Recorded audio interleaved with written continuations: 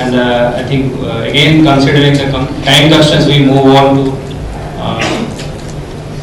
to Chatterjee from Tata Sponge. I think Tata's companies are known for its very the best HR practices, and they have great HR philosophy, and they have been pioneer in setting up very new trends in HR practices. So what do Chatterjee? Knowing fully well that a hungry man is an agony man, so I cannot afford to linger on the issue. I'll straight away came to the point. As a background, I am a mechanical engineer by training, and right now working as a project head, developing a greenfield project for Tata Sponge in Angol district. And I am living in this place for the last almost 6 to 7 years, although I have deep roots in the state itself. Prior to that, I have spent almost more than 2 decades with Tata Steel, working in most of their mines and collieries, and as well as some of the farm. So that's the background. So being associated with large industries, so I will have to dwell upon a little bit of some of the ways and means of HR practices.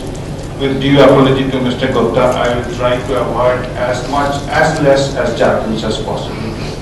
So I will flip through some of the slides, and before that I go to the slides. I have working for a number of years for a large industry, and when I came to a smaller industry, the perception and the HR values itself made me learn a lot of things. Like in a large industry, I have a lot of parking space, so you can park people where non-performers or performers you can pick and choose. But in a small industry, it has to be crisp and objective, and you have got very less space to accommodate trade-offs. So you have to be very, very serious and objective in your whole industry. So with that, I just went through the slides. Some of the main practices, managing people and impacts, need for good HR policies and challenges, philosophies, HR practices.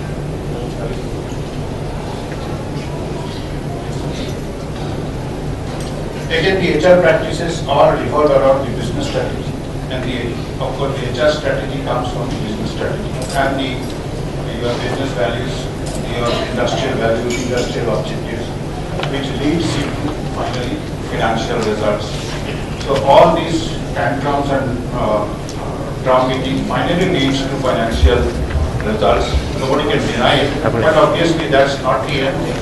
But that's also one of the major objectives, which keep on evolving and making growth. Second thing, no individual can aspire to grow unless and until the business grows. So both has to grow together. If somebody thinks that he will rise from a lowest point to the highest level and the business remains there, then he must be staying in his own paradise. So the whole finally objective has to be that the business. So business objectives being the ethics, the values and the goals and objectives are one of the most important. So from taking a clue from that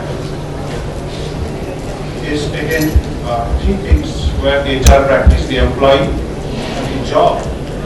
Just now a previous speaker spoke about the reporting boss, so the job, the workplace, and the company. So these 3 are the relationships. I think these 3 relationships are very, very close with it. And since human beings are involved, a lot of subjectivities are involved, a lot of emotional attachments are involved, the sense of belongingness is there. I have also worked for an organization for a very short span of time, which is Fortune 500 company, where every day 20 people walk in and 20 people walk out. But they are very professional and they are making money like anything. But the difference is that they work for it, that's all. So the relationship ends there. In India, at least, we know that we are emotional people, and for that we sometimes depend also. But whatsoever it is, that's a trait we have, and that comes from our home, and you cannot leave it before the office, so it comes to the office also. So the emotional attachment also plays a major role, and we cannot ignore that. So again, the need for HR, high performance, formulation of vision. Vision again is again what I said is that unless and until you have vision, you have created a vision, if you can co-create it along with your own people as to where you want to reach. Like the President of US in early 60s made a statement that by the end of the decade, the man from US will be the moon. That's a vision statement. So that's where the country would like to look at or see that a person from US will be the moon. And if you have a vision statement like that or vision, so I am sure everybody can work together to finally reach the objective. Without a vision, it will be all dreams and wishful thinking. So similarly, formulation of vision, developing positive psychologies or psychological contract, as I was saying, our emotional attachment to the organization, formulation of implementation of policies, provision of support and advice to line managers. Again, HR becomes a very, very supportive role. HR just cannot be, fill in the forms, take a feedback and that's it.